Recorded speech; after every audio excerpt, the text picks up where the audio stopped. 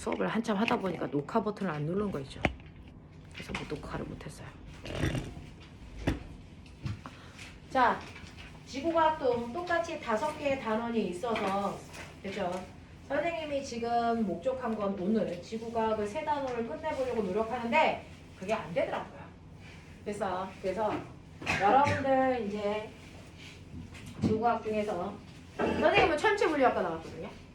천체물리학과 나와가지고 하늘에 별 보는 거 좋아하는 사람들은 천체물리학과 가는 거 아니다. 별 보러 갔더니 별을 한 번도 못 봤다. 그래서 계산만 하다 왔다. 나 고등학교 다닐 때 선생님이 천체물리학과 가면 별 많이 본다 그랬는데 가서 한 번도 못 봤다. 거짓말이었어. 나 별을 못 봤는데요. 그 천체물리학과 가시면 지구과학을 기본적으로 하시거든요. 그래서 그 지구과학 파트에서 어떤 내용이 있는지도 선생님이랑 같이 보시면서, 요즘은 천체물리학과가 가장 핫한 것 중에 하나예요. 우리나라도 이제 우주시대 열면서. 그래서 남자들 중에서 상산을 갖지만 의대가 아닌 친구들은 천체물리학과도 한번 생각해 보시면 좋을 것 같아요.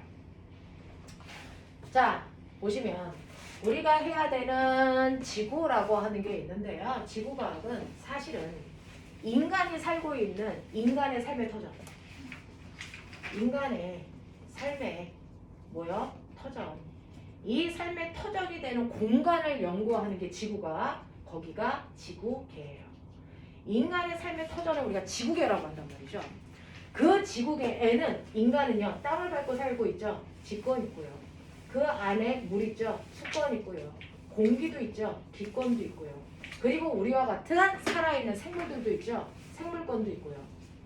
그리고 이제 우리는 그래서 지구 밖의 우주에서도 인간이 살아가야 되니까 외권까지를 우리가 인간의 삶의 터전 지구계라고 한단 말이죠. 그러면 이러한 지구계 중에서 지권에 대해서 배우는 걸 고체지구라고 해요. 그리고 수권과 기권에 대해서 배우는 걸 유체지구라고 한다고요. 그리고 외권에 대해서 배우는 게 이게 천체고요. 생물권에 대해서는 생물시간에 배우시면 돼요. 됐죠? 그래서 요것들을 다루는 게 지구과학입니다. 그래서 선생님이 오늘은 고체지구부터 순차적으로 가볼게요. 되겠습니까? 네. 그 고체지구가 여러분들이 중학교 1학년 올라가서 처음으로 배운 136페이지 됐어요. 지구계의 지권의 변화, 여기부터 시작하시면 되고요. 지금 이 부분은 고등학교 1학년 통합과학에 그대로 있는 부분이야.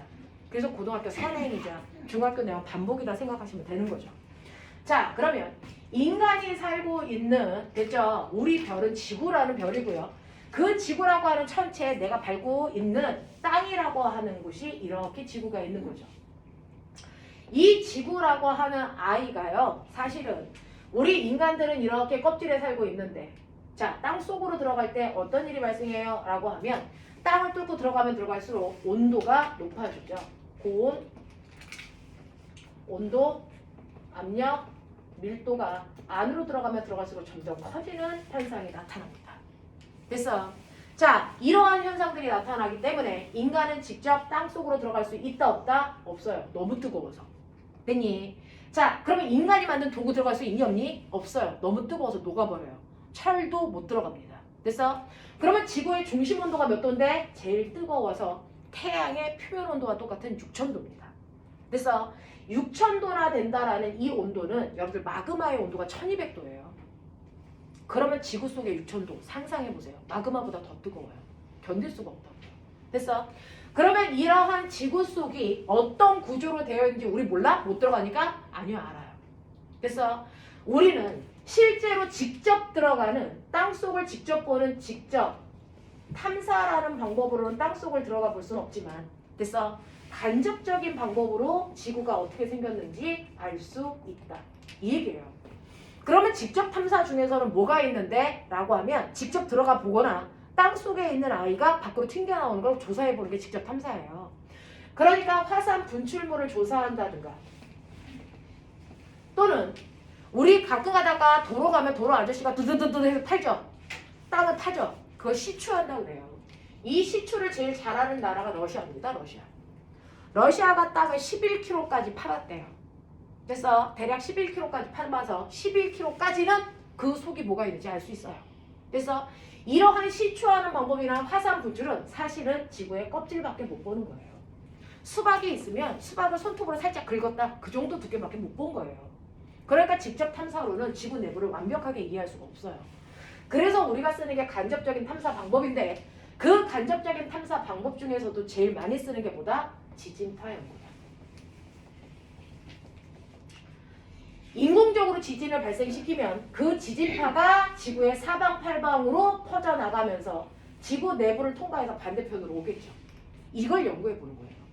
그래서 얘가 반대편으로 올 때까지 지구 내부를 통과할 때 이 지진파의 속력, 방향에 뭘 보는 거니? 변화를 보는 거야. 빠방의 변화. 이걸 통해서 지구 내부에 어떤 물질이 어떤 깊이까지 분포하는지를 보고 지구 내부의 층상 구조를 연구한 거죠. 그래서 지구를 이렇게 지구형 피자로 자르시면 기억나요? 지구형 피자로 자르시면 인간이 살고 있는 지구의 껍질 겉부분을 우리가 뭐라 그러니? 지각이라고 하고요. 그 밑에 지구의 대부분의 부피를 차지하는 걸 멘틀이라고 하고 안을 핵이라고 하는데 핵을 두 겹으로 나눠 밖에 있는 핵을 외핵, 안에 있는 핵을 내핵 이렇게 나누시는 거고요. 지구의 반지름이 얼마냐면 평균 6,400km예요. 그 중에서 지각의 깊이가 대략 어느 정도냐면 지각의 깊이가 대략 35km까지예요. 근데 아까 시추에서 겨우 11km 갔다 그랬잖아요. 지각도 다 못 들어본 거예요. 됐죠? 그리고 멘틀은 대략 2,900km까지 그리고 5,100 그리고 6,400 평균 요 정도의 깊이다 생각하시면 돼요. 이거 다 외우란 얘기가 아니고 대략 이게 알겠어? 외울 필요 없는 거. 자 그러면 이러한 구조로 되어 있다는 걸 지진파를 통해서 알았는데 그래서 지진파를 통해서 어떻게 알았어요? 라고 하면 그래서 지진이라는 건 땅의 위에서 발생하는 게 아니고 땅속 깊은 곳 여기서 발생해요. 땅 속에서. 그 지진이 발생한 곳을 지진의 원인이 되는 장소다 진원이라고 하고 그 위에 수직으로 올라간 땅 껍질을 진앙이라고 해요.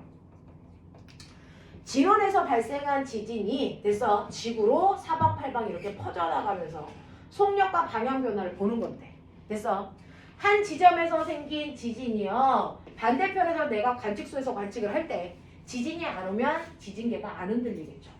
그랬다가 지진파가 옵니다. 그 중에서 먼저 도착하는 지진파를 프리머리 웨이브 그래서 피파라고 하는 거예요. 그 피파가 먼저 와서 땅이 살짝 흔들리고 나면 두 번째 2등 하는 지진파 세컨더리 웨이브 그래서 S파가 와요. S파가 올 때 지진이 훨씬 더 땅이 많이 흔들려서 진폭이 커집니다. 이런 식으로 되어 있는 게 자연파예요. 자연지진. 됐어? 그래서 항상 P파가 먼저 오고 S파가 먼저 나중에 옵니다. 그걸 우리가 지진파가 땅을 뚫고 들어가면서 속도의 변화를 그래프로 그리면 어떤 일이 발생을 하냐면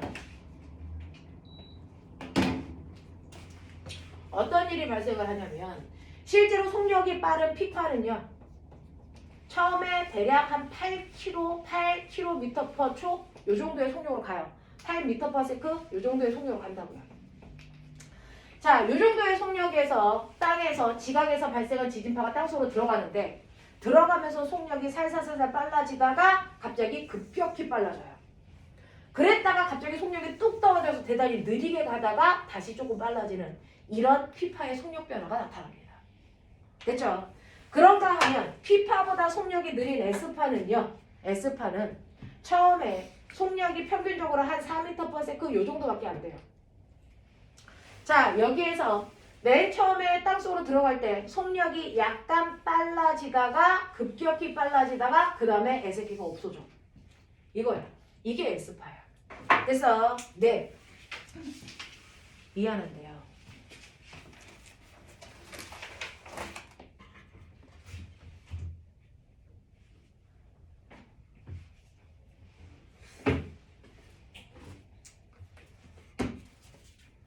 빨리 분필을 가지고 올게.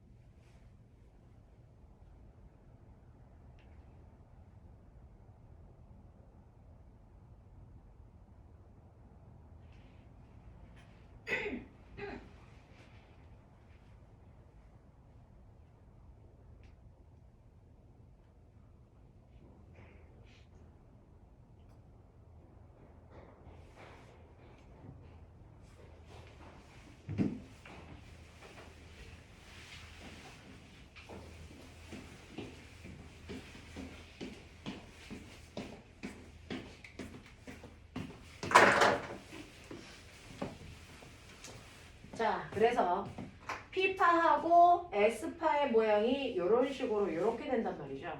그 중에서 위에 있는 건 P파를 그린 거고요. 밑에 있는 건 S파를 그린 거예요. 그랬을 때 속도의 변화 모습에 따라서 여기를 이렇게 잘라서 우리는 지진파의 속도가 살짝 커지는 이 부분을 지각이라고 한 거고, 그 다음에 여기를 멘틀이라고 한 거고, 여기를 외액이라고 한 거고, 여기를 내액이라고 한 거죠. 됐어. 그래서 지구의 내부 구조는 P파와 S파의 속력 변화를 나타낸 거다. 그래서 속도 변화를 가지고 지구 내부의 층상 구조를 나눴다. 근데 그 중에서요, 왜 S파가 가다가 외액에서부터 없어졌을까? 기억나요? 그거는 외액이 무슨 상태이기 때문이에요? S파가 통과하지 못하는 무슨 상태? 액체 상태이기 때문이죠. 그렇죠? 그래서 이러한 지진파의 속도 변화를 통해서 지구 내부를 층상 구조를 그렸을 때 여기가 지각, 멘틀, 외핵, 내핵이고요. 외핵이 S파가 통과하지 못하는 걸 통해서 액체라는 걸 우리가 짐작할 수 있었다. 됐습니까? 되겠어요? 예. 이렇게 되는 거고, 그 다음에 지진파를 보면 지진파의 속도가 급격히 변하는 포인트가 있어요. 이 포인트를 뭐라 그러니? 지진파의 속도가 됐어. 연속적이지 않고 불연속적으로 급격히 바뀌어요. 여기를 불연속면이라고 하죠. 불연속면이라고 하는데 그 중에서 너네가 배운 불연속면이 있죠. 지각과 멘탈 사이의 경계면 뭐라고 하니? 이거 뭐라 그랬지? 모호면. 기억나요? 이렇게 되는 거. 기억 안 나요? 외우셔야 돼요. 그렇죠? 모호면이라고 하고요. 외액과 내액 사이에도 불연속면이 있고요. 구텐베르크면. 몰라도 돼. 내액과 외액 사이에 불연속면이 있어요. 레만면. 과학자 이름 딴 거예요. 됐어? 그래서 이거는 모면, 이거는 구텐베르크면, 이거는 레만면 뭐 이렇게 붙인단 말이죠. 그래서 이렇게 불연속면들이 각각 경계마다 있다. 그 중에서 외액이 액체 상태인 건 S파가 통과하지 못하는 걸 통해서 우리가 알 수 있다. 됐어? 그러면서 기억해봐. 그럼 P파가 오고 나서 S파가 올 때까지 시간 간격이 생기네요. 그거는 우리가 뭐라는 줄 아세요? 이거를 PSC라고 합니다. 평생 처음 듣죠? 여러분의 가정이 아니고 이건 지구가 투라고 그래요. 자, 근데 여기 나와 있고 실제로 우리가 이거를 사용합니다. PSC는 P파가 오고 나서 S파가 올 때까지 걸린 시간이에요. 그러니까 이 P파가 언제 왔냐면 10시 10분에 왔다고 치자. 그리고 나서 S파가 올 때까지 시간을 재보니까 10시 10분 5초에 왔다. 그러면 P파가 오고 나서 S파가 올 때까지 걸린 시간이 얼마야? 5초야. 이 얘기예요. 됐어? 그래서 어느 지역은 5초인데요. 어떤 관측소는 또 다른 관측소에서 관측을 해봤더니 이 지역은 PSC가 얼마 나오냐면 10초 나왔어요. 달라. 똑같은 지진인데. 그러면 똑같이 지진을 관측했는데 어떤 집은 5초고 어떤 집은 10초야. 이걸 통해서 알 수 있는 게 뭔지 아세요? 너네요. 밖에서 천둥번개 칠 때 먼저 뭐가 와요? 번개가 먼저 오고 나서 소리가 들리죠. 근데 빛이 보이고 나서 그리고 소리가 들릴 때까지 그 시간 간격으로 뭘 알 수 있을까? 번개가 친 지점과의 여기까지의 거리 차이. 똑같아요. 지진이 발생한 곳과 우리 집에 떨어져 있는 거리를 알 수 있는 게 PSC예요. 됐죠? 그러면 누가 더 지진이 발생한 곳이랑 가까이 있는 거니? PSC가 짧은 곳? 아니면 긴 곳? 짧은 곳. 됐어?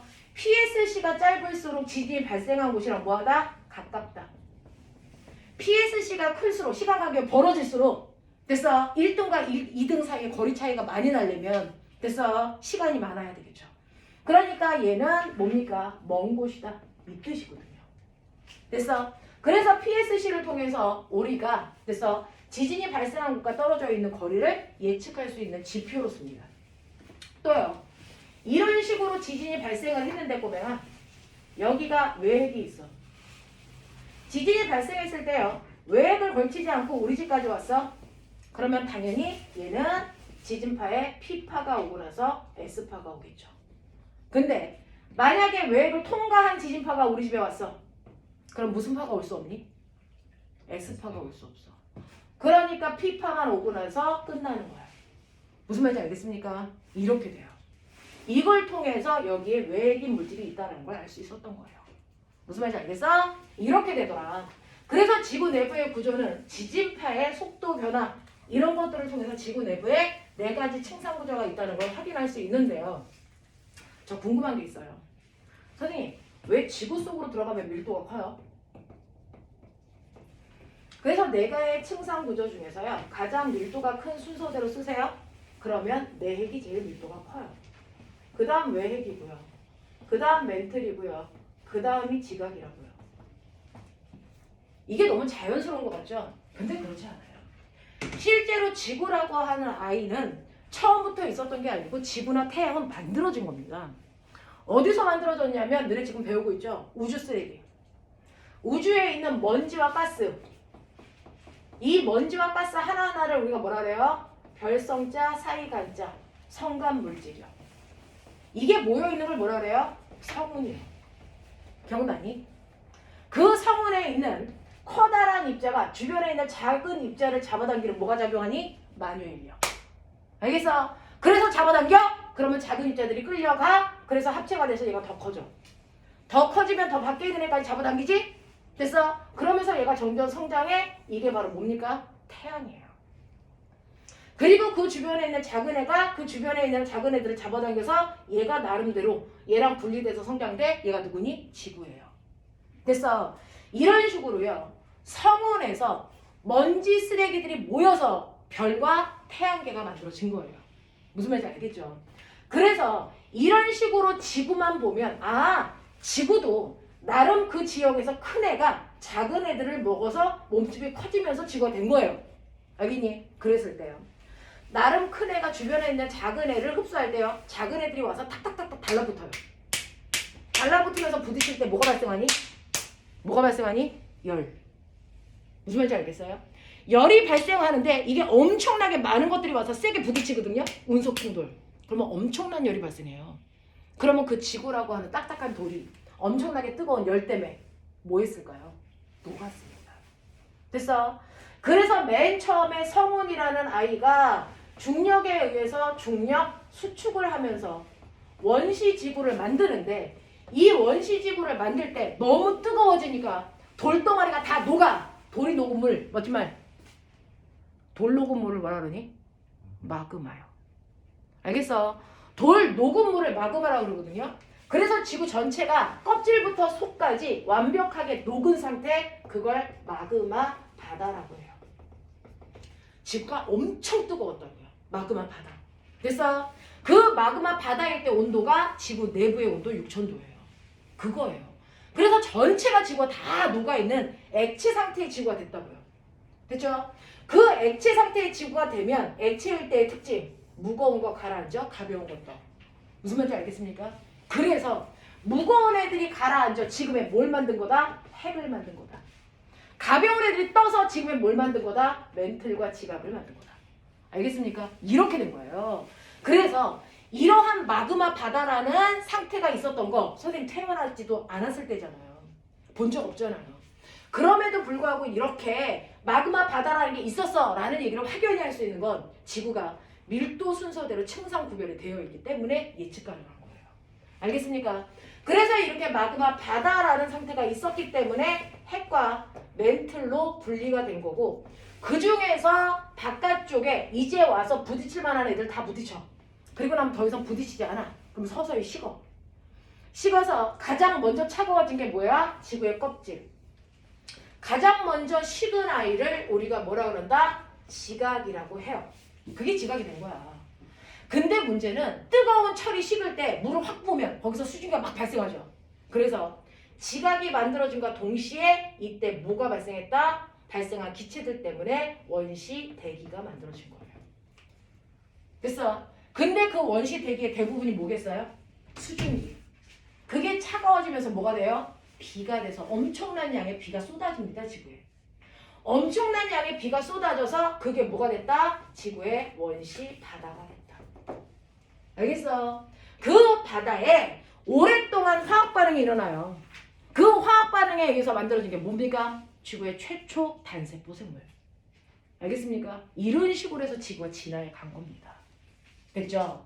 그래서 이렇게 지구의 아래쪽으로 갈수록 밀도가 큰 물질이 있었던 건 자연스러운 게 아니구나. 이게 마그마 바다라는 액체 상태의 지구가 있었다는 걸 반증하는 거구나.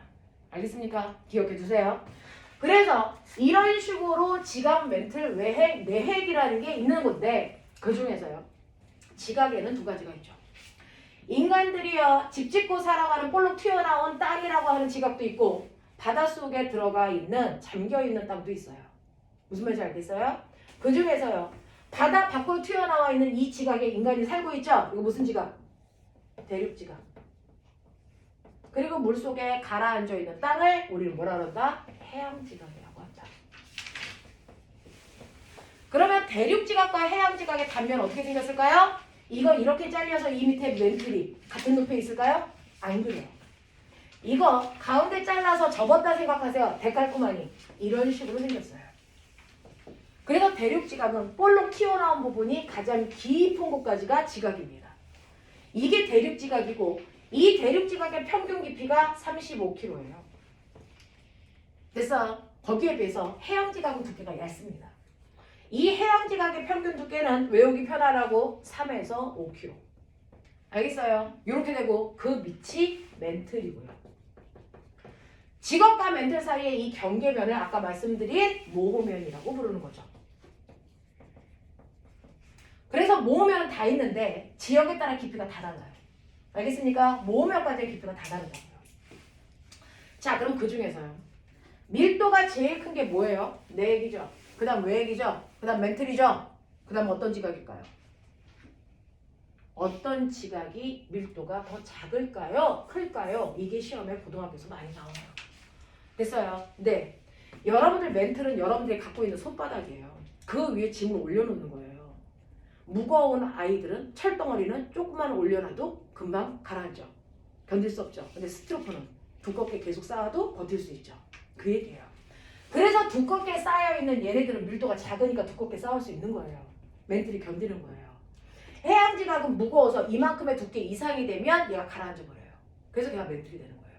그래서 해양지각의 밀도가요. 대륙지각보다 훨씬 더 무겁습니다.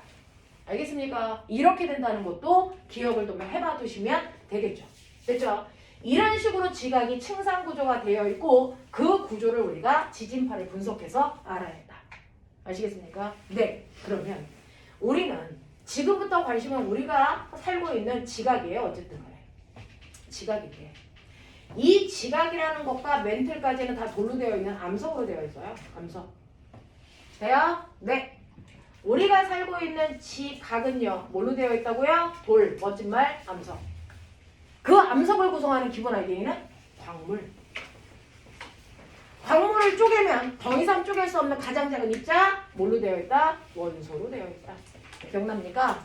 그래서 지각은 암석으로, 암석은 광물로, 광물은 원소로 되어 있는데 그 중에서 광물을 구성하는 됐죠? 원소 중에 대표적인 원소 몇 가지? 전체 광물의 98%를 차지하는 원소가 8가지입니다. 그래서 그 중에서 제일 많은 순서대로 산소, 규소가 가장 많아요. 산소, 규소, 알루미늄, 철, 칼슘, 나트륨, 칼륨, 마그네슘. 그래서 뭐 이렇게 했는데 산소, 규소까지만 기억하시면 돼요. 산소, 규소가 전체 원소 중에 가장 많은 양을 차지해 이 둘이 결합되어 있는 이게 규소인 거 알죠? 이게 규소인 거 알죠? 네. 그래서 이 둘이 결합되어 있는 규, 산, 염, 광물의 형태로 광물들은 대부분 되어 있어요. 됐어. 규산형 광물의 형태로 되어 있습니다. 산소와 규소가 결합되어 있는 광물의 형태가 지구상에 제일 많아요. 됐죠? 그러면 기억해 보세요. 광물들 중에서요. 반드시 산소와 규소를 같이 가지고 있으며 그 아이들 중에서도 가장 많은 양을 차지하는 광물을 뭐라고 했다? 산소, 규소를 가지고 있는 규산형 광물 중 가장 많은 양을 차지하는 광물을 우리는 뭐라고 한다? 조암 광물. 아무것도 기억이 안 나. 조암 광물이라고 합니다. 그 조암 광물에 우리는 크게 둘로 나누면 밝은 색을 나타내는 밝은색 조암 광물이 있어요. 석영, 장석. 됐어. 그리고 칠판처럼 어두운 색을 나타내는 어두운 색 조항 광물이 있습니다. 이게 바로 선생님은 이렇게 외워요. 감, 휘, 각, 흑. 감, 휘, 각, 흑. 감남석, 휘석, 각섬석, 흑운목. 첫 글자 따서 감, 휘, 각, 흑. 됐죠? 얘네들이요. 규산형 광물 중에서 가장 많은 아이들이에요. 얘네들을 조항 광물이라고 해요. 얘네들이 암석을 구성하는 주된 광물입니다. 됐죠? 그럼 나 궁금해. 선생님, 어떤 게 석영이고 어떤 게 장석인지 구별할 수 있어요? 있으니까 나눴겠죠. 됐어? 광물 구분법. 광물 구분법! 이라고 하면요. 광물들은 지금 보신 것처럼 색으로 구분할 수 있어요. 밝은 색, 어두운 색. 됐죠? 밝은 색은 주로 산소와 규소로 되어 있는 애들이고요. 어두운 색은 산소, 규소 안에 됐어? 철과 마그네슘이라는 금속이 들어가 있는 거죠. 금속이 들어가면 들어갈수록 어두운 색을 띄어요. 됐죠? 네. 이렇게 된다 라고 하는 거 기억해 두시면 돼요. 그래서 광물은 색이나 됐어? 겉에 있는 색이나 속색, 속에 있는 색깔을 뭐라 그러니? 좋은 색. 요걸로 구분해요. 그 중에서 여러분들이 알고 있는 금, 색도 노란색 광물이고요. 좋은 색도 노란색 광물이에요. 근데 겉은 금처럼 보이는데 알고 보면 금이 아닌 애도 있어요. 황동석, 황철석. 외우라는 얘기 아니야. 그냥 알고만 있으라고. 얘네들은 겉은 다 노래서요. 어떤 게 순금인지 몰라요. 근데 구분하는 쉬운 방법은 그래서 거칠거칠한 사포 같은 됐죠? 네, 거친 금속판이 있어요. 그걸 좋은 색을 보는 좋은 판이라고 합니다. 좋은 판. 거기다가 대고 긁으면 그 껍질이 긁히면서 속 색깔이 보여요. 그 속 색깔을 좋은 색이라고 해요. 속을 보시면 금은 속도 노란색이지만 황동석, 황철석은 속은 한 놈은 검정색, 한 놈은 칠판색이랑 똑같은 뭐야? 녹흑색. 이렇게 돼요. 됐어? 그래서 겉과 속이 똑같이 노란 애가 순금. 됐어? 이런 것들 찾아내시면 되거든요. 그러니까 색과 좋은 색을 가지고도 광물을 구분할 수 있고요. 또 겉모양, 결정형. 현미경으로 보면 육각기둥의 모양을 하고 있어? 석영이야. 기울어진 육면체의 모양을 하고 있어? 방해석이야. 알겠어? 이렇게 겉모양이 달라요. 또 망치로 부셔보세요. 망치로 부실 때마다 얘는 유리거든요. 석영이. 유리는 망치로 부실 때마다 깨지는 모양이 다양하죠.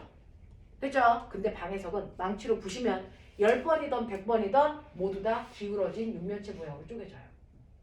됐어? 그래서 부실 때마다 모양이 규칙적인 아이들을 쪼개짐을 갖는다라고 하고요. 그때마다 모양이 다른 애들을 깨짐을 갖는다라고 표현하죠. 됐어? 그리고 염산이라는 곳에다가 넣었을 때 염산은 금속을 녹이는데 유일하게 녹이는 광물이 있어요. 염산에 녹는 광물, 염산과 반응. 염산과 반응하는 유일한 광물이 방해석입니다. 그리고 자석에 가서 달라붙는 광물도 있어요. 자철석.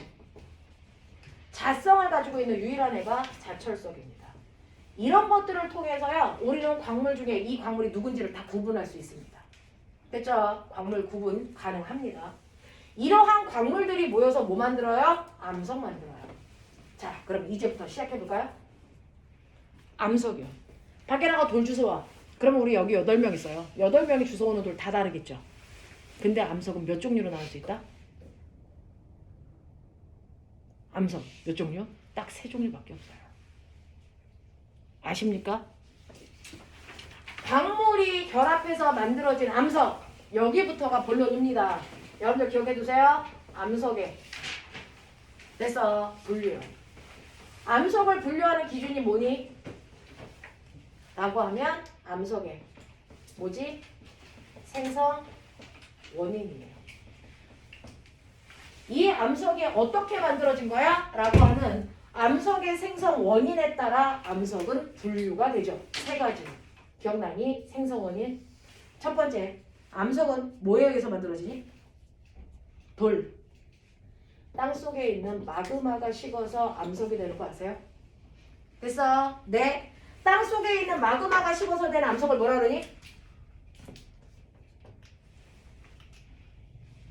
야, 어딘가는 좀 기억나야 되지 않니? 땅 속에 있는 마그마가 식어서 된 암석을 뭐라 그러니? 화성암. 이거요. 됐어. 그런가 하면 오랫동안 풍화 침식에 의해서 만들어진 암석. 풍화 침식에 의해서 만들어진 암석. 퇴적물이 쌓여서 만들어진 암석. 무슨 암이야? 퇴적암이야. 됐어. 그런가 하면 이러한 암석들이 땅속 깊은 곳에 들어가서 열과 압력을 받아요. 그러면 살짝 그 아이가 성형돼서 조금 변한 상태로 돼요. 됐어? 라고 하는 땅속 깊은 곳에서 열과 압력을 받아 원래 암석이랑 달라지면 이걸 뭐라 그런다? 변성암이라고 한다. 그래서 너네가 가서 어떤 몇 개의 돌을 가지고 오던 그 돌은 이 세 종류 안에 속합니다. 그래서 암석을 분류하는 기준, 암석의 생성 원인이고요. 그 원인 세 가지 외우세요. 마그마에 의해서 만들어진 암석, 화성암. 풍화 침식 작용에 의해서 만들어진 암석, 퇴적암. 열과 압력에 의해서 만들어진 암석, 변성암입니다. 근데 이러한 암석이 만들어진 후만 우리가 볼 수 있지 만들어지는 과정을 보는 건 아니거든요. 근데 만들어진 후에 이게 화성암인지 퇴적암인지 변성암인지 알아요? 알아요. 어떻게 해요? 퇴적암은요. 퇴적물이 한 층 쌓이고 그 위에 새로운 층이 쌓이고 하다 보면 이렇게 층층마다 쌓이는 물질들의 종류가 달라서 됐어? 네, 층마다 색깔들이 약간씩 달라집니다. 그래서 층과 층 사이에 경계면이 생겨요. 이걸 뭐라 그런다? 층과 층 사이에 경계면이 생기는데 이걸 층리라고 하고요.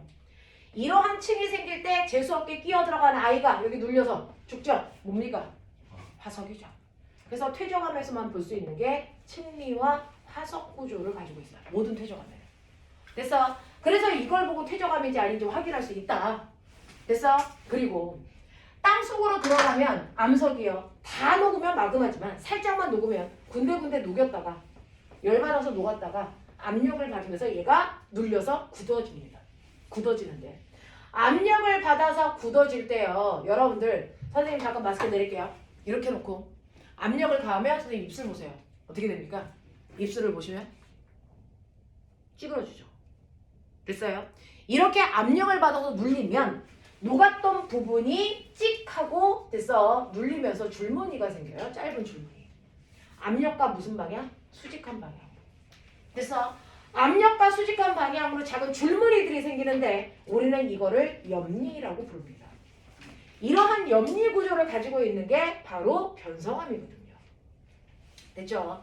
그래서 우리는 이렇게 암석들이 가지고 있는 고유한 특징들을 보면 무슨 암석인지를 구별할 수 있다. 알겠습니까? 네. 그러면 이러한 암석이 생겼다고 쳐봐. 그러면 한번 화성암이 생겼어. 화성암 중에서요. 됐죠? 네. 너 기억나요?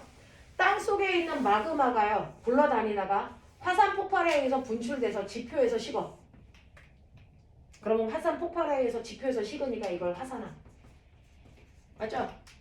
땅속 깊은 곳에서 마그마가 굴러가면서 식어. 그러면 깊은 심자 써서 뭐라 그러니? 심성암. 그래서 화성암은 화산암과 심성암으로 나눌 수가 있죠. 그 화산 폭발에 의해서 만들어진 화산암 중에서 가장 유명한 애가 제주도에 있는 애. 누구야? 제주도에 있는 돌 하루방 만들 때 쓰는 거. 돌 하루방 만들 때 썼던 게 누굽니까? 현무암. 이 정도는 알고 계셔야죠. 됐죠? 그 다음에 땅속 깊은 곳에서 만들어진 심성암 중에 제일 유명한 아이. 됐어? 네, 건축 자재. 그래서 아파트 계단 같은 데 올라가다 보면 돌로 되어 있는데 검은색 점박이가 막 찍혀있는 돌이 있어요. 걔가 바로 화강암입니다. 됐죠? 이런 애들이 있어요. 됐죠? 자, 그러면 이런 식으로 암석들이 만들어지는데 이렇게 암석이 한번 만들어지면 지구가 지금 46억 살이래요. 46억 년 전에 만들어진 화강암은 지금도 화강암 상태로 있을까? 아니면 얘가 다른 암석으로 변할 수 있을까? 암석은 한번 만들어지면 그 상태를 유지합니까? 아니면 다른 암석으로 변할 수 있습니까? 암석은 끊임없이 다른 암석으로 변해갑니다. 됐어? 이렇게 시간이 지나면 암석이 다른 암석으로 바뀌는 걸 우리가 암석의 뭐라고 합니까? 순환이라고 합니다. 됐어? 시간이 지나면 암석은 끊임없이 다른 암석으로 바뀌는데 그걸 암석의 순환이라고 하는데요. 그 중에서 화성암이라는 아이가 퇴적암이 될 수도 있고요. 변성암이 될 수도 있어요. 똑같이 변성암도요. 화성암이 될 수도 있고 그래서 퇴적암이 화성암이 될 수도 있고 변성암이 될 수도 있고 변성암도 다른 암석으로 얼마든지 바뀔 수 있어요. 근데 어떻게 할 때 저렇게 바뀌어요? 라고 하면 그래서 화성암이 되는 방법은요. 퇴적암이든 변성암이든 화성암이 되려면 됐죠? 화성암은 마그마가 식은 거잖아요. 그러니까 그래서 이 변성암과 퇴적암이 마그마에 녹았다가 다시 굳으면 화성암으로 바뀌는 거예요. 됐죠? 마그마에 녹는 걸 우리가 용융됐다 이렇게 표현해요. 용융됐다가 식으면 모든 암석은 화성암이 됩니다. 또 모든 암석이 퇴적암이 될 수도 있는데 어떻게 하면 그래요? 라고 하면 오랜 시간 동안에 바람 맞고 비 오면 그 암석들이 부서져요. 부서진 조각들이 쌓이면 퇴적암이 되는 거잖아요. 그러니까 어떤 암석이든 상관없이 그 암석들이 오랜 시간 풍화 침식을 받으면 풍화 침식작용을 받으면 됐죠? 이 아이들이 퇴적암이 돼요. 됐죠? 그 다음에 암석들이요 변성암이 될 수도 있어요. 아까 말씀드린 것처럼 땅속 깊은 곳에 들어가서 그 아이가 뭐를 받으면 되냐면 땅속 깊은 곳으로 들어가서 열과 압력을 받으면 변성암이 됩니다. 됐죠? 이런 식으로 암석들은 주변 환경에 따라서 다양한 암석으로 변해갈 수 있다. 주변 환경에 따라서 다양한 암석으로 변해가는데 이걸 암석의 순환이라고 한다. 알겠습니까? 자, 그러면 이렇게 해서 만들어진 지각은요. 저런 돌들로 만들어진 게 지각이잖아요. 그 지각은 여기까지만 하면 끝날 수 있어요.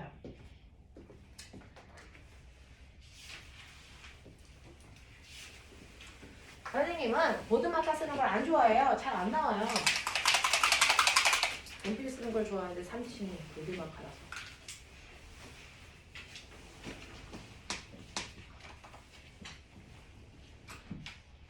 손에 다 묻고.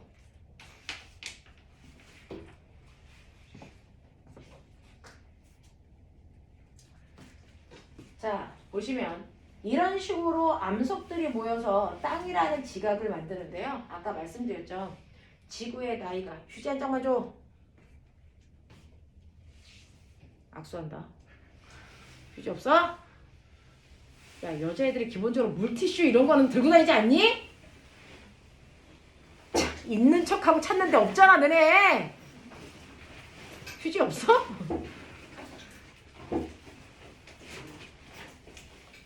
와 진짜. 와, 진짜. 바보들. 휴지도 안 들고 다니고. 너네 이따가 집에 갈 때 악수할 거야. 기다려라. 자, 이런 식으로요. 암석이 순환하고요. 그 다음에 이러한 암석들이 모여서 우리가 살고 있는 땅바닥인 지각을 만드는데요. 지구의 나이가 얼마냐면 46억 살이에요. 46억 년 전에 만들어진 지구의 껍질 지각과 지금의 지각의 모습이 같을까 다를까? 이게 달라요. 됐어?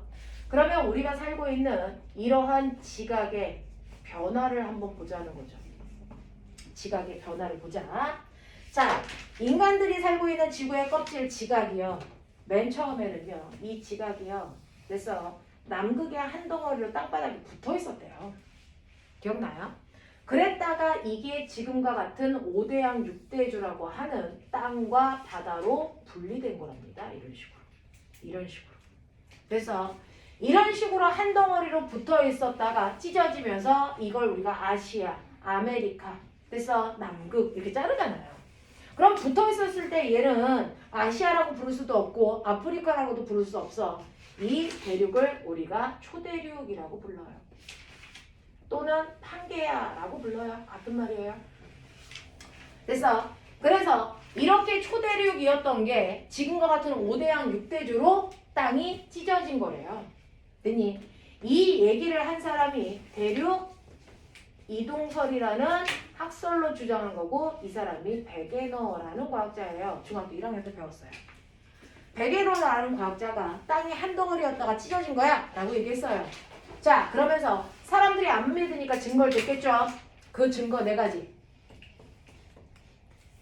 한 덩어리였던 땅이 찢어졌대요. 그래서 그러면 한 덩어리였을 당시에는 이 모양인데 이게 예쁘게 가위로 자른 게 아니고요. 그래서 찢어진 거잖아요. 뜨드드득 이렇게 찢어지다 보면 울퉁불퉁하죠.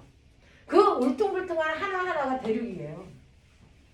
자, 근데 이 대륙을 잘라서 해안선을 맞춰보니까 정확하게 뭐합니까? 맞아요. 됐죠? 이런 식으로 인근한 두 대륙에 그래서 해안선이 뭐 한다고요? 해안선이 일치한다고요. 대표적으로 남아메리카하고요. 아프리카 해안선이 잘 들어맞아요. 신기해요. 자, 그리고 나서 얘네들이 이렇게 찢어지기 전에는 한 덩어리였다가 얘가 이제 이렇게 찢어진 거잖아요. 근데 찢어지기 전에 여기에도요. 화산 지진이 발생하면서 땅이 막 이렇게 휘어서 땅 속에 지질 구조를 만들어요. 그 땅 속에 지질 구조를 만들어서 이게 찢어지면서 이 휘어진 땅을 습곡이라고 하는데 습곡 구조가 여긴 이렇게 되어 있는데 여기는 이렇게 되면서 요거를 맞춰보니까 이 됐어. 곡률이 정확하게 맞아요. 그리고 여기에 보시면 두께가 이만큼 되어 있는 게 여기에 여감 쌓여있어. 그 다음에 요만큼의 두께가 3이야. 그 두께까지도 정확하게 일치해요. 그렇다면 우연히 떨어져 있는 두 대륙에 됐어. 곡률도 일치하고 퇴적물의 두께도 일치하는 아이가 우연히 쌓였다? 그렇게 생각하는 것보다 원래는 한 덩어리로 붙어있을 때 이런 일이 일어났다가 찢어졌다라고 생각하는 게 훨씬 더 합리적이죠. 됐어? 그래서 멀리 떨어져 있는 두 대륙의 지질 구조에 뭡니까? 연속성이에요. 그리고 한 덩어리로 붙어있을 때는 옆집이니까 옛날에 살았던 고생물들이 여기도 살고 여기도 살면서 얘네들이 죽어서 화석이 됐을 거예요. 근데 이게 찢어지면서 그 화석이 지금은 여기에 지금은 여기에 하나는 적도 부근에 하나는 북극 부근에 옛날에 고생물의 동일한 화석이 생겨 있어요. 그렇다는 건 그 생물들이 살았을 당시에 얘네들이 같은 환경, 같은 위치에 붙어 있다고 생각하는 게 훨씬 맞죠. 그 생물들이 배 타고 여기까지 건너갔다고 생각하는 건 불합리하죠. 알겠어요? 이런 거 아닙니까? 그래서 동일한 고생물의 뭐요? 화석 발견이고요. 얘네들이 찢어질 당시가 빙하기였어요. 그래서 땅 위에 엄청나게 두꺼운 빙하가 있는 상태로 땅이 끊기면서 빙하에 의해서 그 거친 빙하에서 땅바닥이 긁혔어요. 그 땅바닥이 긁힌 빙하의 이동 흔적을 통해서 그 흔적 반대편으로 이동시키면 땅이 어떻게 붙어있는지도 확인할 수 있다고요. 됐죠? 그래서 이런 것들을 찾아내서 베게너는 땅이 원래 여기에 한 덩어리 붙어있었어 라고 얘기한 거예요. 그랬더니 사람들이 와 멋져요 그래서 되게 유명했거든요. 근데 어떤 애가 질문한 거죠. 근데 선생님 저 땅을 왜 움직였어요? 이 땅을 움직이는 원동력이 뭐예요? 라고 질문을 했는데 대답했다 못했다? 못했다. 땅이 왜 움직이는지 얘도 이해를 못했어요. 그냥 움직였다는 것만 알았어요. 그래서 이 땅을 움직이는 원동력을 설명하지 못했기 때문에 그 당시에 아무도 믿지 않았던 거죠. 저 새끼 거짓말이다. 이렇게 된 거예요. 근데 그래서 이 사람이 열받고 죽었는데 그 다음에 이 사람의 멋진 제자가 땅이 움직인 이유를 아싸 내가 알아야지. 그래서 해결해버린 거죠. 그 이유가 뭡니까? 멘틀의 대류죠. 그래서 멘틀이 가만히 있지 않고 대류합니다. 사실은 지구 내부에 핵의 온도가 6000도나 되잖아요. 그 6000도나 되는 열이 그 위로 올라오면서 멘틀을 뜨겁게 가열을 합니다. 그러면 아까 말씀드렸죠. 뜨거워진 애는 가벼워지니까 뭐 한다고요? 올라간다고요. 됐죠? 그리고 상대적으로 위에 있던 차가운 애가 뭐 한다고요? 서서히 내려온다고요. 라고 하는 멘틀은 고체지만 대류를 합니다. 그래서 꿀렁 대류를 한다고요.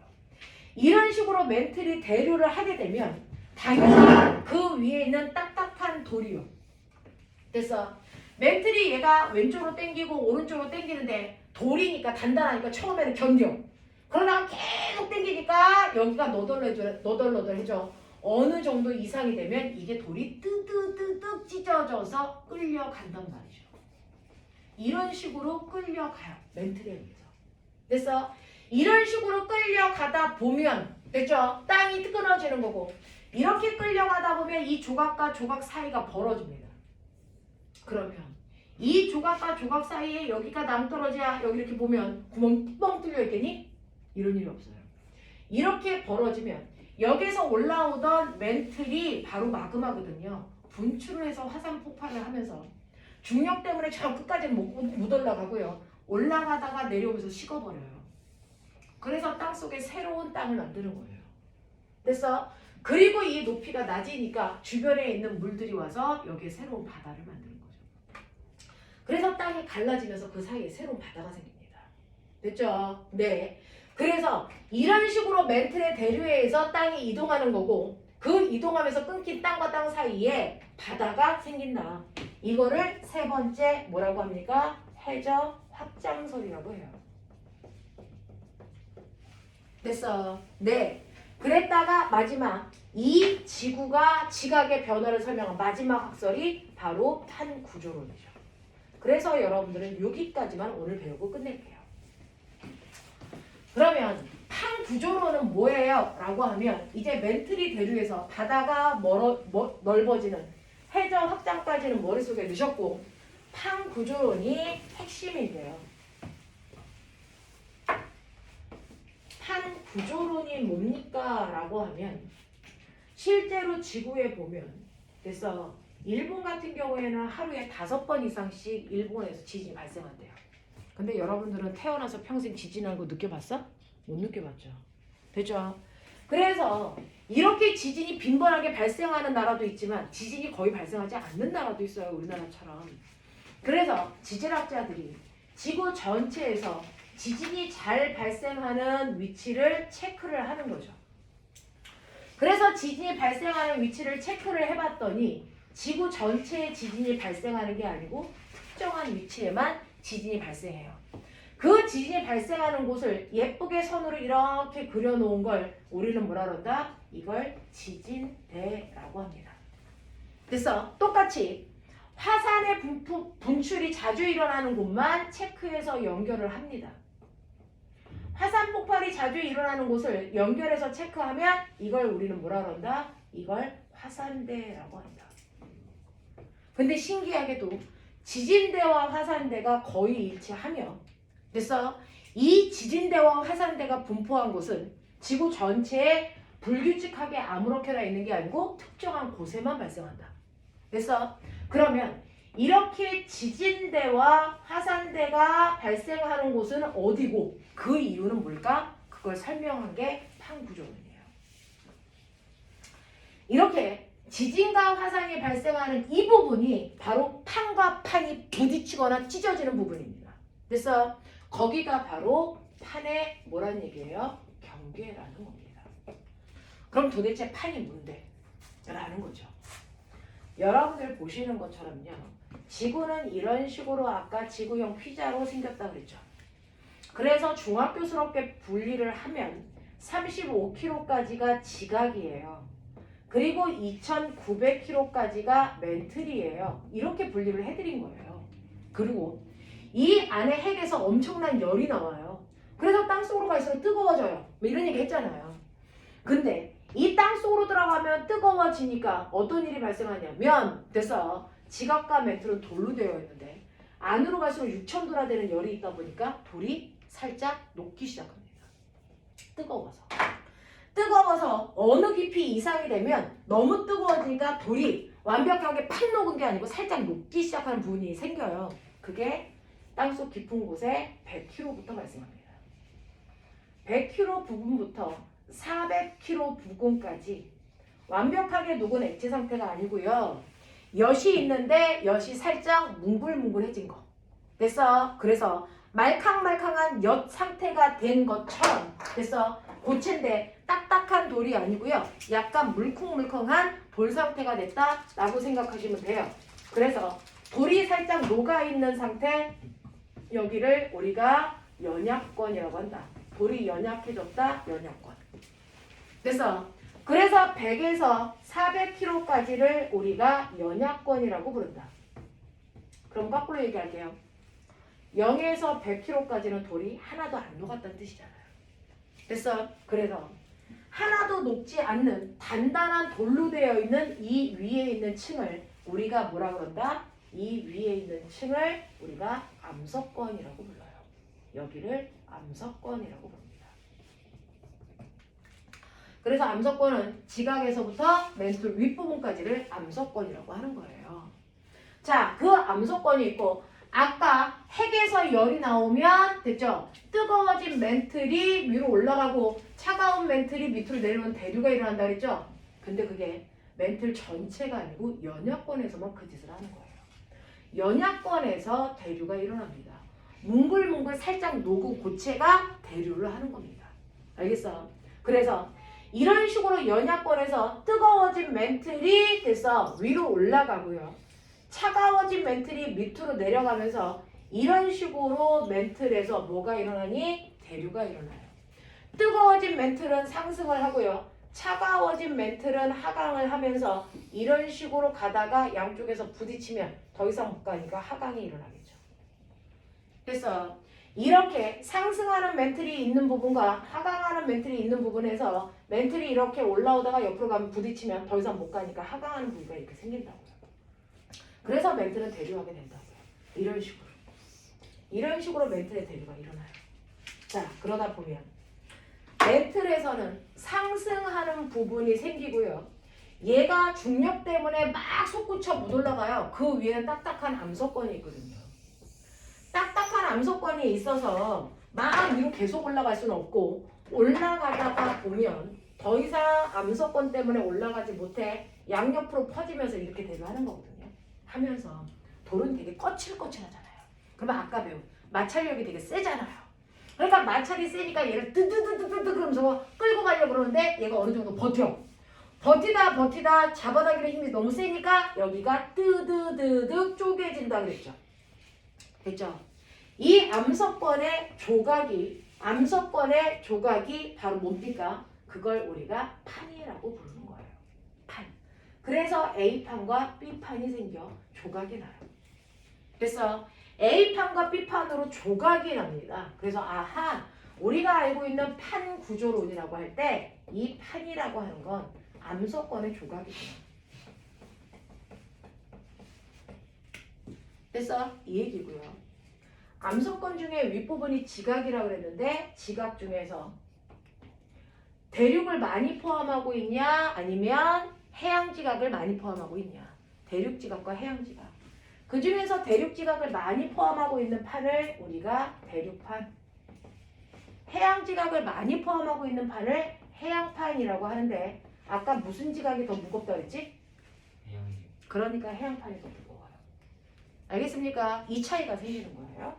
자, 그래서 이렇게 멘틀이 상승하면서 판을 뜨드드득 조각이 나고 그리고 나서 왼쪽으로 멘틀이 이동하면서 A판을 왼쪽으로 잡아당기고요. 여기 있는 멘틀은 오른쪽으로 이동하면서 B라고 하는 판을 오른쪽으로 잡아당기면 됐죠? 이게 찢어져서 살짝 끌려간다고요. 끌려가면서 판과 판 사이의 거리가 멀어지겠죠. 그래서 그 판과 판 사이의 거리가 멀어지면서 아까는 무거운 돌덩어리가 있어서 멘틀이 더 이상 분출하지 못했었는데 이제 돌이 벌어져서 빈 공간이 생기니까 멘틀이 팡 하고 분출하면서 화산 폭발이 일어나는 거죠.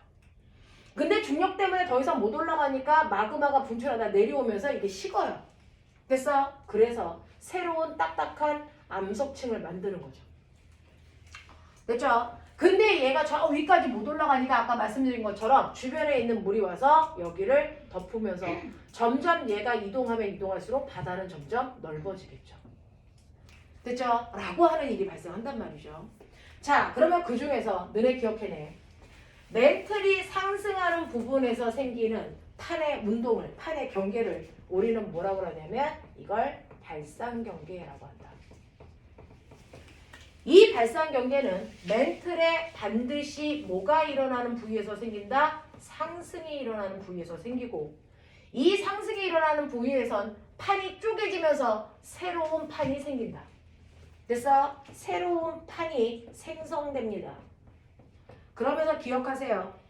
판은 만들어지고 나서 없어지고 만들어지는 애가 있으면 없어지는 애도 있는데 반드시 판은 해양판만 만들어지고 없어져요. 대륙판은 그대로 있어요. 그래서 해양판만 생성되고 없어집니다. 해양판이 생성되는 거죠. 됐죠? 네. 자, 그러면서 여기에 생긴 특이한 지형이 있어요. 그 지형의 이름이 뭘까요? 라고 하는데 이런 식으로 여러분들 대륙이 있다가 얘가 쪼개집니다. 쪼개질 때요. 얘가 뜩 찢어지면서 아직 대륙과 대륙이 떨어지기 직전. 하지만 잡아당겨서 점점 거리가 멀어지죠. 됐죠? 자, 이렇게 멀어지는 이 부분을 우리가 대륙이 열려요. 열곡대. 열곡대. 됐어? 그랬다가 이게 완벽하게 뜯어져 나가? 그러면 이걸 해령이라고 부른다. 됐죠? 해령이라는 건 바다 해자, 언덕 영자. 바닷속에 언덕이 있어요. 해령이라고 불러요. 됐죠? 그래서 발산형 경계에서는 열곡대와 뭐가 생긴다? 해령이라는 게 생긴다. 이게 발산 경계예요. 그 다음 이런 식으로 멘틀이 상승하는 부위에서 판이 찢어지는 경우도 생기고요. 이 그림을 다시 그려볼게요.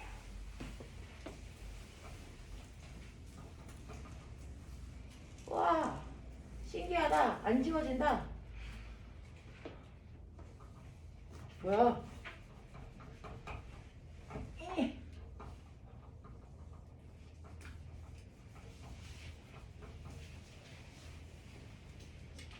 자, 보시는 것처럼요. 멘틀이 상승하는 부위도 있고요. 하강하는 부위도 있고요. 상승하는 부위도 있고 하강하는 부위도 있다 그랬죠. 자, 그래서 이 부위에서 서로 이런 식으로 대류가 일어나는 거죠. 대류가. 이런 식으로요. 대류가 형성된다고요. 그죠? 이렇게 되면서 멘틀이 상승하는 부위에서는 암석, 조각을 찢어서 새로운 판을 만들면서 얘를 양쪽으로 민다고요. 그래서 A판과 B판이라는 게 생겨난다고요. 됐죠? 멘틀이 상승하는 부위에 암석권이 이렇게 있었는데 이게 멘틀 때문에 조각이 나서 양쪽으로 밀려간다고요. C, D. 됐죠? 이런 식으로 간다고요. 그래서 이런 식으로 멘틀이 상승하는 부분에서는 반드시 판이 쪼개져서 점점 멀어지는데 이 멀어지는 경계를 우리가 발산 경계라고 했던 거예요. 이해돼요? 네. 그렇다면 거꾸로 반대쪽을 보세요. 멘틀의 상승하는 부분은 발산 경계라면 멘틀이 아래로 내려가는 하강하는 부위에서 어떤 일이 발생할까? 멘틀이 하강하는 부위에서는 양쪽에서 밀려오는 B판과 C판이 시간이 지나면 점점 더 거리가 가까워질 거야. 점점 더 거리가 가까워질 거야. 그러다 보면 어떤 일이 발생하겠니? 이 두 개가 팡 하고 부딪혀요. 맞아요. 멘틀이 하강하는 부위 쪽으로 멘틀이 밀려오다 보니 멘틀이 하강하는 부위에선 반드시 두 개의 판이 부딪히는 일이 생긴다. 되겠습니까? 이렇게 판과 판이 가까워지는 경계가 멘틀이 하강하는 부위에서 생겨요. 판과 판이 가까워지는 경계를 우리가 뭐라 그러냐면 수렴 경계라고 한다. 이 수렴 경계에서는요. 어떤 판이 가까워져? 대륙판과 대륙판이 가까워지는 경계를 우리가 충돌 경계라고 하고요. 대륙판과 해양판이 가까워지는 경계를 우리는 섭입 경계라고 부른다. 두 개가 달라요? 달라요. 일어나는 현상이 달라요. 대륙판과 대륙판이 부딪힐 때 아까 말씀드렸죠. 대륙판하고 해양판 중에서 해양판이 무겁다고요. 됐어? 그러면 대륙판과 대륙판은 밀도가 같겠죠. 근데 양쪽으로 밀려서 쿵 하고 부딪혔죠. 쿵 하고 부딪히는데 얘네가 와서 쿵 하고 부딪히는데 두 개가 밀도가 같으니까 누구 하나가 올라가거나 내려갈 수 없어. 그래서 양쪽에서 똑같은 힘으로 밀면 더 이상 갈 데가 없으니까 가운데가 솟구쳐 올라요. 맞아요? 가운데가 솟구쳐 올리는데 이게 바로 뭐다? 산맥이다. 알겠습니까? 지구에 그 뾰족 튀어나온 산맥들이 이렇게 만들어진 거예요. 그럼 네가 알고 있는 그 멋진 산맥들 이름 대봐. 애국심으로 태백산맥 이거 얘기하지 말고 태백산맥은 우리끼리 산맥이야. 알겠어? 전 세계적으로 산맥이 아니잖아. 됐어? 볼록 튀어나온 이 산맥 누구니? 히말라야. 야, 지구상에 그 많은 산맥 중에 알고 있는 게 히말라야 하나다. 히말라야, 알프스, 로키, 안데스 얘네들이라고요. 알겠습니까? 이런 식으로요. 충돌 경계에서는 대륙판과 대륙판이 부딪히면서 볼록 튀어나오면서 여기서 산맥을 만들죠.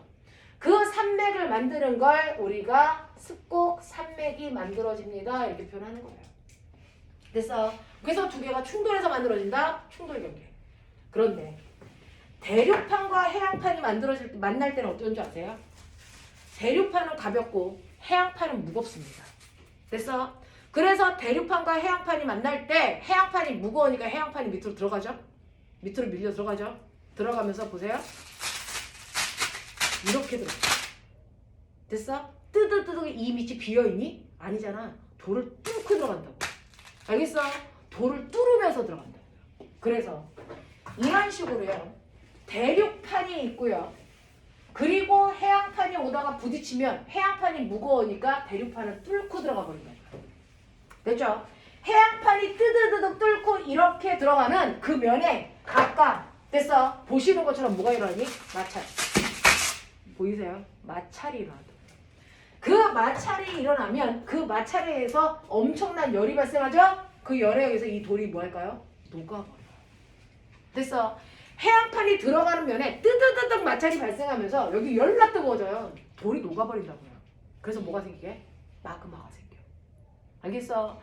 이 들어가는 부분을 우리는 뭐라 그러냐면 여기를 배, 니, 오, 푸, 대라고 하고요. 이때 여기서 엄청난 열이 생기면서 돌이 녹아 마그마가 생기는데 너 생각해봐. 고체였다가 액체가 되면 부피가 뭐해지니? 커지죠. 그래서 마그마가 생기면서 마그마가 부피가 커지니까 이 공간이 좁아서 여기 있을 수 없대. 그래서 얘가 밖으로 나가려고 그러죠. 그래서 이 중에서 가장 약한 부분을 통해서 뻥 하고 분출해서 나갑니다. 그게 뭡니까? 화산 폭발. 그게 일어나는 거예요. 그래서 돌 녹은 물이 밖으로 빠져나오는 화산 분출이 베니오프대를 타고 계속 일어나요.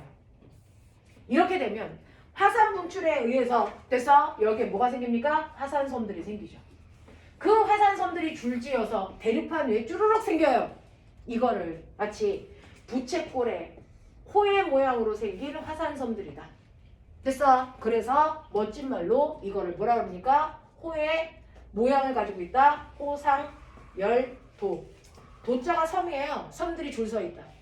호의 모양으로 줄 서 있는 섬들, 호상열도가 생겨요. 라고 표현하는 거예요.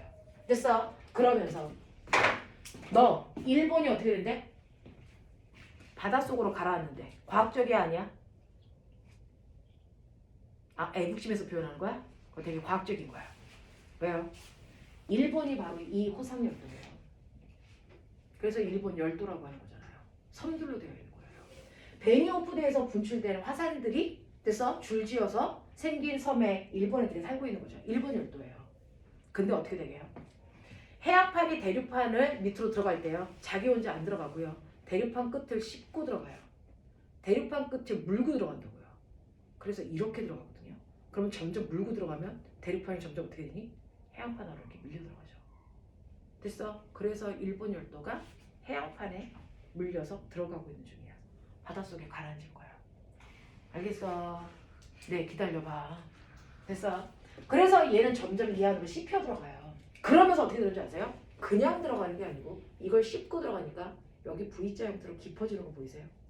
보이세요? 오케이.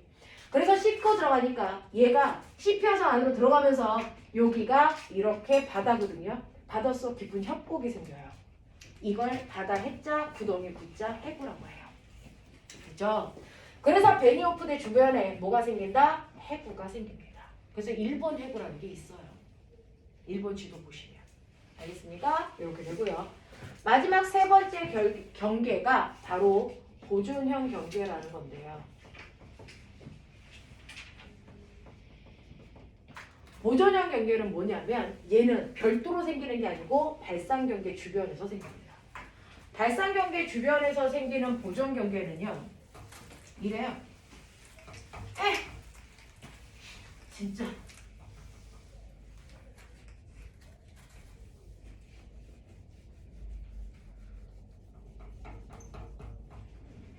선생님이 우리 학원에서 제일 나이가 많거든. 5. 여기다가 배정환 선생님 혼내줘야지. 자, 보시면요. 이 보존형 경계에서는요. 여러분들이 보시는 것처럼 여기 땅이 있는데 발산형 경계에서 밑에서 분출하면서 판을 찢는다 그러죠. 그래서 여기 있는 암소권이 밑에서 분출하는 애 때문에 여기가 뜨뜨뜨뜨 찢어져 가지고요. 그래서 A판이 오른쪽으로 B판이 왼쪽으로 가고 있다고 치자. 위에서 본 모양이야. 그러면 그 옆을 쭉 계속 찢어야 되는데 그래서 여기 있는 돌이 딱딱해. 그럼 여기 있는 돌 안 찢어지고 그 옆에 약한 돌이 찢어져. 됐어? 그래서 여기가 뜨뜨뜨뜨 찢어지고 여기는 여기가 약해. 여기가 뜨뜨뜨뜨 찢어지면서 얘는 이쪽으로 가려고 그러고 얘는 이쪽으로 오면서 됐죠? 각각의 판들의 이동하는 방향이 달라요. 이런 식으로. 이런 식으로. 보여요? 됐어? 이런 식으로 될 때 어떤 일이 일어나는지 보자.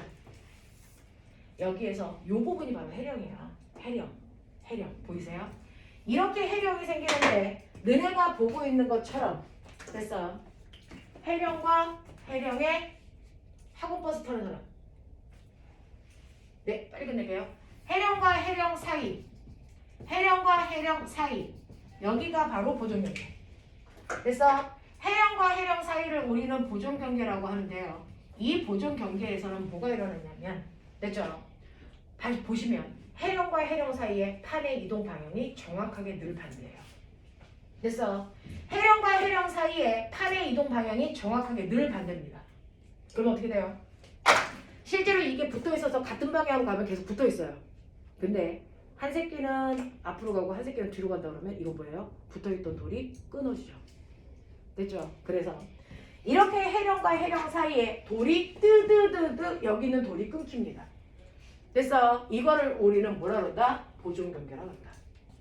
그래서 이러한 보존경계는 그동안 발산경계는 판과 판이 멀어지거나 수렴경계는 판과 판이 가까워지는데요. 보존경계는 멀어지지도 가까워지지도 않으면서 그래서 그 거리 유지하면서 단지 어긋만 나는 거예요. 그래서 어긋나는 경계야. 이 어긋나는 경계에서는요. 새로운 해양판이 생기지도 새로 그 해양판이 없어지지도 않아요. 발산형 경계에서는 새로운 해양판이 생기죠. 근데 수렴 경계에서는 해양판이 해구 밑으로 들어가서 없어지잖아요. 그래서 수렴형 경계에서는 해양판이 뭐 되는 거예요? 소멸되는 거거든요. 근데 보존형 경계에서는 해양판이 생기지도 없어지지도 않아. 보존된다고요. 그래서 보존 경계예요. 단지 땅이 끊기는 뭐만 일어난다? 단층만 일어난다. 알겠습니까? 근데 이렇게 땅이 끊기거나 부딪힐 때요. 스펀지 케이크가 아니잖아요. 뜨드드득 끊기고 그 다음에 됐어? 네, 얘가 들어갈 때도 막 마찰에 의해서 됐죠? 발생하죠? 이때 이 경계에서 그 충돌에 의해서 여러분들이 알고 있는 뭐가 발생한다? 지진이 발생한다. 모든 경계면에서 지진이 다 발생합니다. 됐어? 근데 화산은요. 발산 경계에서 화산 생기고요. 수렴 경계 중에서 충돌 경계는 가끔은 생기지만 거의 안 생기고 섭입 경계에서 왕성하게 생깁니다. 근데 보존 경계에서 화산 분출은 안 일어나요. 알겠습니까? 이렇게 됩니다. 그래서 이런 식으로 모든 경계에서 지진이 일어나는데 거기가 바로 아까 우리가 진도를 그렸을 때 봤던 그 지역이죠. 그래서 이런 식으로 모든 경계에서 지진이 발생하고 그 경계가 바로 일본이 있는 환태평양 지진대. 거기에 국한되어 있죠. 그 다음에 그 지진이 발생하는 곳들 판의 경계 중에 일부는 화산이 발생하지 않는 곳도 있지만 대부분은 화산이 동시에 발생합니다. 그래서 지진대와 화산대가 일치하는 거고 그 지진대와 화산대가 바로 판의 어디다? 경계면이다. 이걸 설명한 게 판구조론입니다. 아시겠어요? 네. 그래서 오늘 여기까지요.